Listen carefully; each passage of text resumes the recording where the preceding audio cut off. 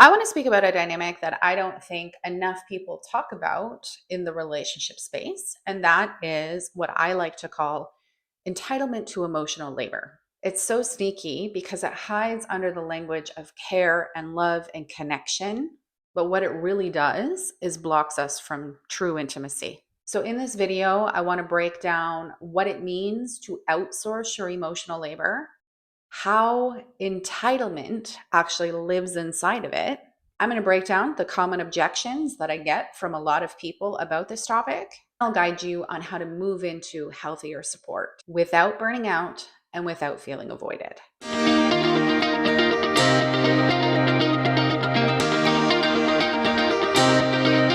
So, first things first, emotional labor is not the same thing as offering support.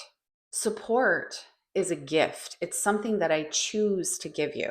It's when I choose to hold space for you because I know that I have the capacity to do it and because I want to. It is mutual, it is grounded, and it is consensual. Emotional labor, by contrast, is the act of managing other people's emotions. So sometimes it's outsourced, where other people will expect you to regulate or soothe or fix their emotions in some way because they don't know how to do it themselves. And then sometimes it's self-imposed, where you automatically take responsibility for how somebody else feels, even if they're not asking you to do that. And this is the thing that most people don't talk about. The self-imposed outsourcing often stems from trauma. It's a survival adaptation. At some point, you had an experience where somebody pushed their emotions on you. And so you took it on as your responsibility to manage, to fix, to make them feel better in some way.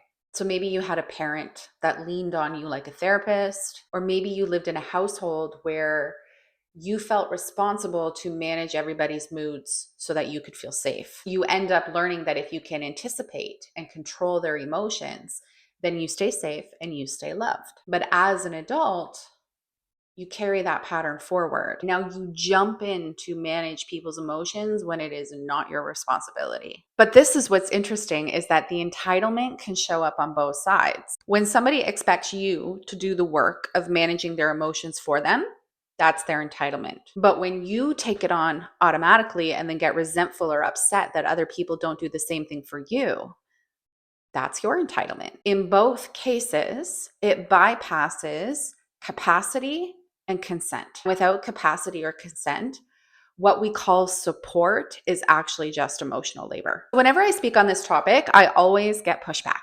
because so much of what we're told in relationship spaces is that we're supposed to care about our partner's feelings. Of course, we want care in relationships. Of course, we want to feel seen and we want to feel supported. But care is not the same thing as obligation. So we should just not expect people to care about us? No, that is not what I'm saying. What I am saying is this: when we're children, we are supposed to experience co-regulation with healthy adults in our lives. The healthy adults in our lives are supposed to teach us how to self-regulate. Unfortunately, most of us did not have that experience. Most of us did not have healthy adults that were able to teach us the skills required for self-regulation. So instead, we adapted. We either became hyper responsible for managing other people's emotions, or we outsourced ours onto whoever would hold them. So now as adults, we carry that unfinished need forward. We look to our partners to manage us, to soothe us, to fix us. Not because that's actual intimacy, but because that is the template that we learned from. This is the problem I have with co-regulation in adulthood, is that it is often used as an avoidance tool. Instead of learning how to sit with our own discomfort, we're demanding other people to do that for us. That is not intimacy. That is dependency. That is outsourcing your emotional labor and labeling it as care. And I think that this is where capacity becomes the missing piece. Here's the thing: sometimes the person you're reaching to doesn't actually have the bandwidth. They don't have the capacity to hold you in that moment. Maybe they're tired. Maybe they're managing their own emotions. Maybe they're just not available. If their lack of capacity upsets you, if it feels like rejection, if it triggers abandonment and resentment and anger, then that is your signal. That is your entitlement showing itself. That's the part of you that believes you should override yourself and show up for me. Here's an example. Let's say you had a terrible day and you call your partner and you want them to listen. They say to you, listen, I love you, but I cannot hold this right now. I am completely drained. Your immediate response runs to, they don't care about me. They don't show up for me. That's not actually about their care. That's about your expectation that they should sacrifice themselves for your comfort. And here's the paradox. When somebody pushes past their limit in order to hold you, it might look like love on the surface, but it's not actually real presence. It's performance. And performance is not intimacy. Performance breeds resentment. On the flip side, let's look at healthy support. Same scenario, you reach out and your partner says, I hear you. I really want to be here for you, but I don't have the bandwidth right now. Can we set aside some time later where I can be fully present?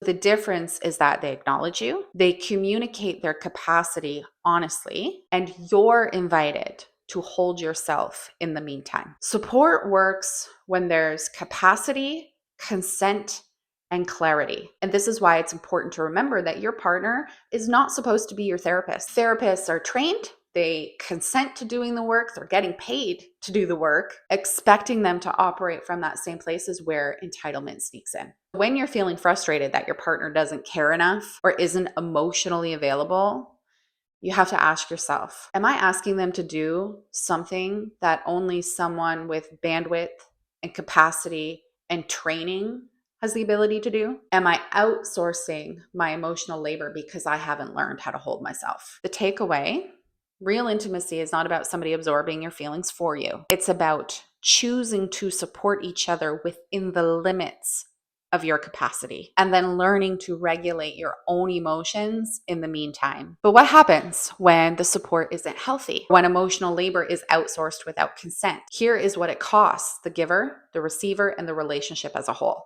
For the giver, exhaustion, burnout, resentment. When you're constantly managing somebody else's emotions or you're taking on more than your share, it disconnects you from yourself. You end up losing touch with your own needs, your own energy, your own boundaries. You end up showing up for everybody else, but who shows up for you? For the receiver, it's arrested growth. If somebody else is always holding your emotions, you never learn to build the capacity to hold your own. You stay dependent and reactive, and you stay stuck in patterns that could have been transformed if you learned to sit with your own discomfort and manage your own inner world. And then for the relationship, it's imbalanced. One person becomes the emotional parent and the other is a child. Intimacy suffers because the dynamic isn't equal. It ends up being survival instead of connection. And what looks like care can actually be control in disguise. True care comes from two things: responsibility and consent. Without those, you do not have support, you have control. And control will never foster safety or growth or love. It only creates tension and resentment and long-term dissatisfaction. So how do we shift this? First, we have to get honest about our capacity. Ask yourself, do I have the bandwidth to hold somebody right now? And if the answer is no, that's okay. You're allowed to say no. Setting boundaries is not selfish, it is self-respect. It is also the foundation of a real, sustainable connection. Second, get honest about your expectations. Notice when someone's no triggers you or when their no feels like rejection. That's not about them. That's your work. Entitlement lives in those reactions. So ask yourself, am I expecting them to do something that only someone with capacity and consent can do safely? This is the first step to reclaiming responsibility. And third is to rebuild your emotional literacy. Learn to name the feelings you're feeling: anxiety, sadness, anger, overwhelm. Notice where those feelings live in your body. Learn to regulate your own nervous system through grounding or breath work or movement. This is the practice of holding your own emotional space instead of relying on somebody else to do it for you. Then when you do reach for support, it becomes a choice, not entitlement. It becomes, I'm feeling overwhelmed right now. Can you sit with me? It's very different than dumping and demanding somebody else manage your emotions. Healthy support is mutual, it is consensual, and it is capacity aligned. It's how